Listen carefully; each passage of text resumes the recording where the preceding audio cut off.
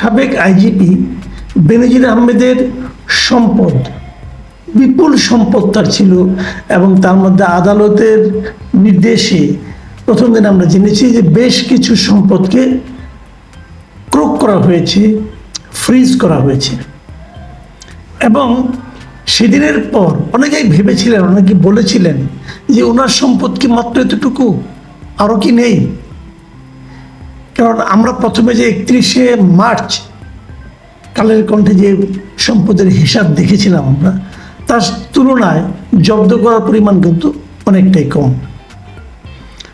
আজকে গতকালকে জানা গেল যে না, ওনার আরও সম্পদের খোঁজ পাওয়া গেছে, এবং আরও যে সম্পদের খোঁজ পাওয়া গেছে সেগুলোও জব্দ করা হয়েছে। নতুন করে জানা গেছে কি যে তার স্ত্রীর নামে পাওয়া গেছে আরও 276 বিঘা, মানে 91 একর জমি পাওয়া গেছে। গুলশানে 4টা ফ্ল্যাট পাওয়া গেছে, যে 4টা ফ্ল্যাটের আয়তন 9192 বর্গফুট। চিন্তা করতে পারেন, 4টা ফ্ল্যাট, এগুলো একই দিনে কেনা, 4টা ফ্ল্যাট একই দিনে কেনা হয়েছে 2003 সালের 5ই মার্চ। এবং এই 4টা ফ্ল্যাটের দাম দেখানো হয়েছিল মাত্র 2,19,00,000 টাকা। মানে গুলশানে এত বড় ফ্ল্যাটের দাম সব মিলিয়ে এত কম, এটা চিন্তাই করা যায় না। এছাড়া ওখানে সে একটা মিথ্যাচার করেছে আর কি। তারপর জমি ফ্ল্যাট ছাড়াও তার সন্তানের নামে 19টা প্রতিষ্ঠানের শেয়ার, 3টা বিও অ্যাকাউন্ট, এগুলো এবং 30 লাখ টাকা সঞ্চয়পত্র, এগুলো পাওয়া গেছে আরও বেশি। মানে সব মিলিয়ে এখন তার পরিবারের সম্পদের পরিমাণ পাওয়া গেছে, মানে জমির পরিমাণই পাওয়া গেছে 621 বিঘা। যাই হোক, এগুলো আসলে আরও আসবে আশা করা যায় এই কারণে যে এই তার সম্পদের হিসাব চেয়ে বিভিন্ন জেলায় দুদক চিঠি দিয়েছে জেলা প্রশাসকদেরকে, এবং বলেছে আপনারা যা যা তথ্য পান তার সম্পদ সম্পর্কে সব আমাদেরকে জানান।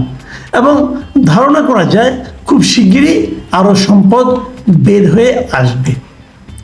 এখন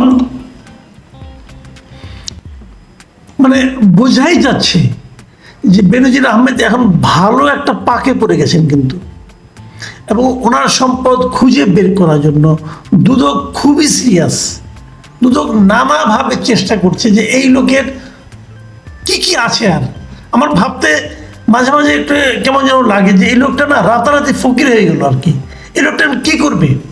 তার ব্যাংকে সে কোনো অ্যাকাউন্ট হ্যান্ডেল করতে পারবে না, কোনো জমা জমিতে সে ঢুকতে পারবে না, নিজের ফ্ল্যাটে সে ঢুকতে পারবে না। সে কি করবে? সে কি ফকির হয়ে গেল? তো এটা দেখেন, একজন লোকের দুরবস্থায় আমি হাসছি, আমার হাসা হয়তো উচিত না, কিন্তু এই লোকের যে দম্ভ ছিল আগে, সেই দম্ভের যে নির্মম যে আপনার পরিণতি, এটা এই জন্য হাসছি যে দম্ভ এত করা ভালো না। কি না করেছেন উনি, কাকে অপমান করেন না এই লোক। ভাবখানা দেখে মনে হয়েছে মানে যা রাস্তা দিয়ে চলাচলের সময় আগে পিছিয়ে পুলিশের পরনে বাঁশি বাজিয়ে বাজিয়ে যাওয়া, সে কি তার ভাব সব চলে যাচ্ছে।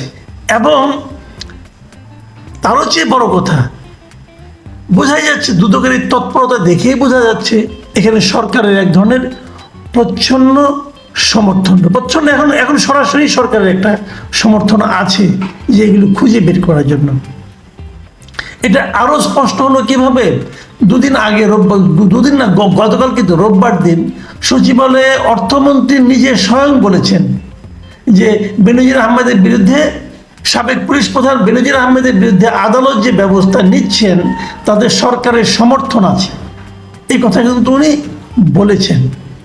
তার মানে কি সরকারের সমর্থন আছে, এই কথাটাতে আবার অন্য একটা অর্থ আছে। সেই অর্থটা আমি একটু বিশ্লেষণ করছি।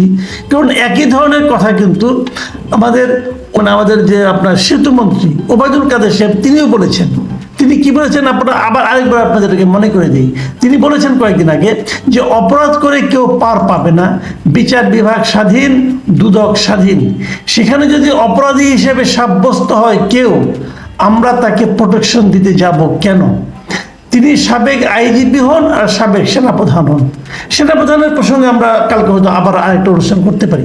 তার মানে উনি বলেছেন যদি কেউ অপরাধী সাব্যস্ত হয় তাকে সরকার প্রোটেকশন দিতে যাবে কেন? প্রশ্নটা করেছেন। আমার প্রশ্ন হচ্ছে সরকারের প্রোটেকশন দেওয়ার প্রশ্নটাই আসছে কেন? তাহলে কি সরকার কারোকে প্রোটেকশন দেয়, অথবা সরকারের কি প্রোটেকশন দেওয়ার কোনো সুযোগ আছে, কোনো অপশন আছে? এই জিনিসটা কিন্তু খুবই গুরুত্বপূর্ণ।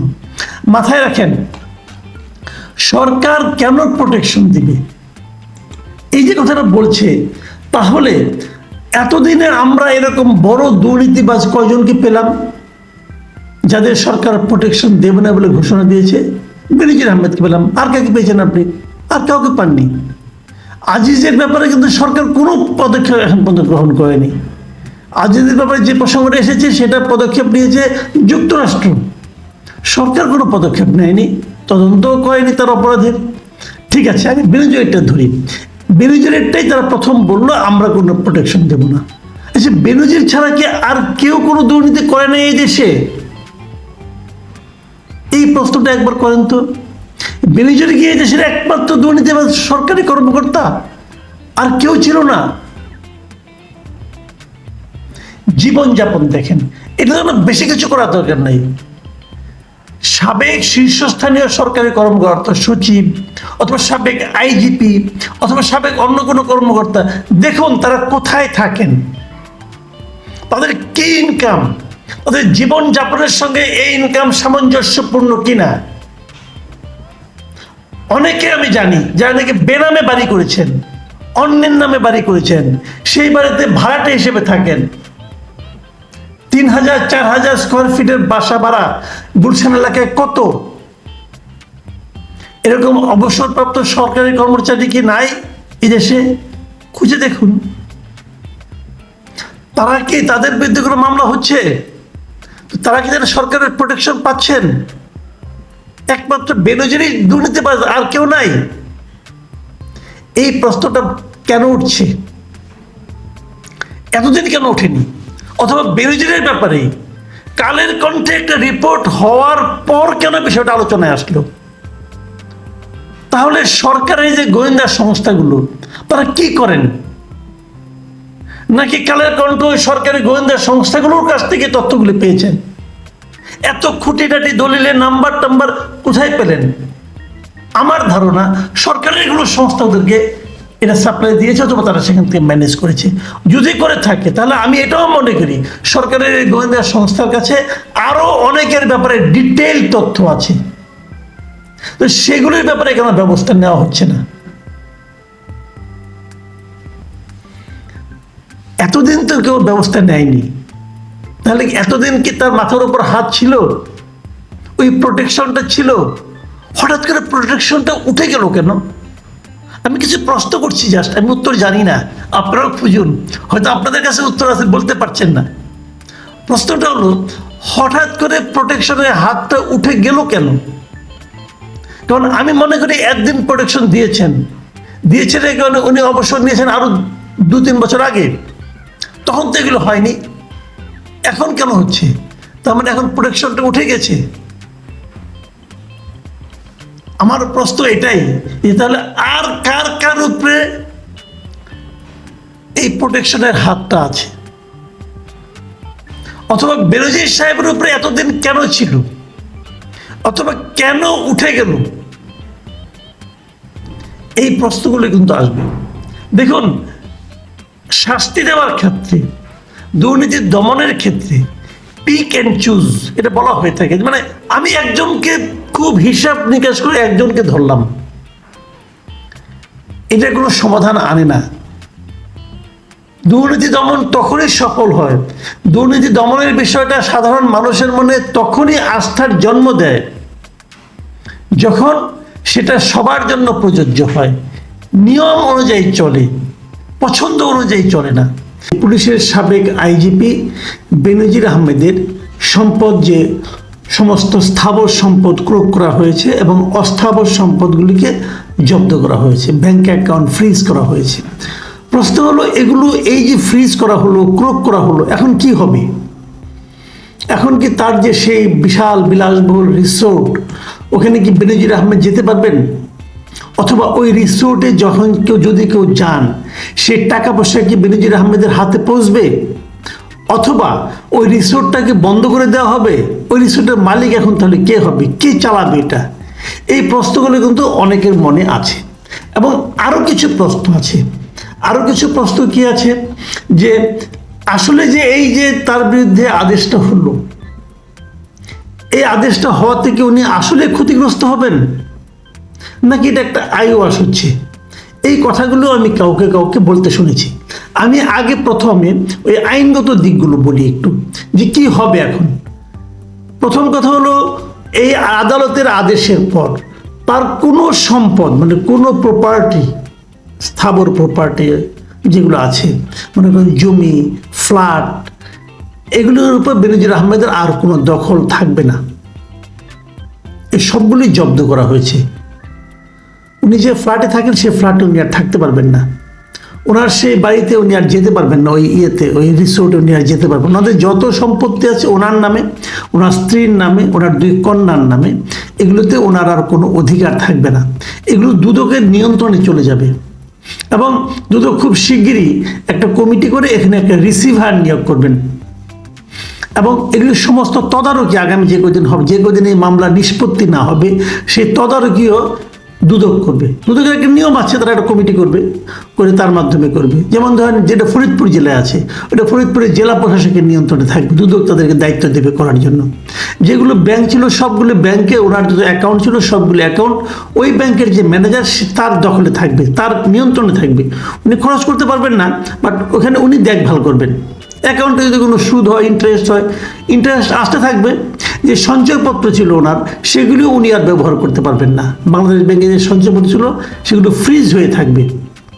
এই হলো ওনার অবস্থা। এবং ওনার যে সম্পত্তি যেগুলো দখল করা হবে, জমা জমি, বাড়িঘর, সবগুলির সামনে সাইনবোর্ড টানিয়ে দেওয়া হবে যে এই সম্পত্তির মালিক, এগুলোর উপর স্থিত অবস্থা আছে, যে আদালতের আদেশে জব্দ করা হয়েছে, এগুলোর মালিক উনি আর থাকবেন না যতদিন পর্যন্ত এই মামলা নিষ্পত্তি না হয়। নিষ্পত্তি হলে যদি রাষ্ট্রপক্ষ যেতে, তাহলে রাষ্ট্রের অনুকূলে এগুলি জব্দ করা হবে, এগুলি মানে বাজেয়াপ্ত করা হবে। মানে বলতে গেলে আক্ষরিকভাবে ভদ্রলোক রাতারাতি একেবারে আমার আপনার মতো গরিব হয়ে গেছে। কিন্তু আমি আপনি গরিব হলেও একটু মান সম্মান নিয়ে বাইরে চলাফেরা করতে পারি, উনি তাও পারবেন না। কোথায় যাবেন বলেন তো এই ভদ্রলোক? যাও, সে আলোচনায় পরে আসছি, আমি ওই আলোচনাগুলো আমি করবো। তা এখন আমি ওই প্রশ্নগুলির জবাব দিই। যেমন আমি ওই দিন আমার এক বন্ধুরই একটা মানে ফেসবুকে একটা স্ট্যাটাস দেখলাম, উনি বেশ খুব সুন্দর করে লিখেছেন যে ওনাকে পর্যাপ্ত সময় দেওয়া হয়েছে এগুলি করার জন্য, প্রায় 1 মাস 1.5 মাস তো উনি সময় পেয়েছেন, এর মধ্যে উনি সরিয়ে ফেলেছেন।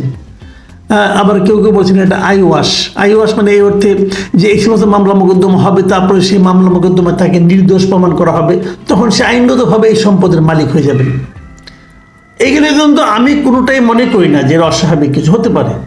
উনি প্রায় 1.5 মাসের বেশি সময়, 31শে মার্চ ধরেন, পুরো এপ্রিল মাস সময় পেয়েছেন, মে মাসের অর্ধেকের বেশি সময় পেয়েছেন, 1.5 মাস, প্রায় 2.25 মাস উনি সময় পেয়েছেন। এই সময়ের মধ্যে অনেক কিছু করা যায়, সম্পদ সরিয়ে ফেলা যায়, সম্পদ বেনামে দিয়ে দেওয়া যায়, হয়তো অন্যের নামে দিয়ে দিয়েছেন, নিজের খুব বিশ্বস্ত লোকের নামে।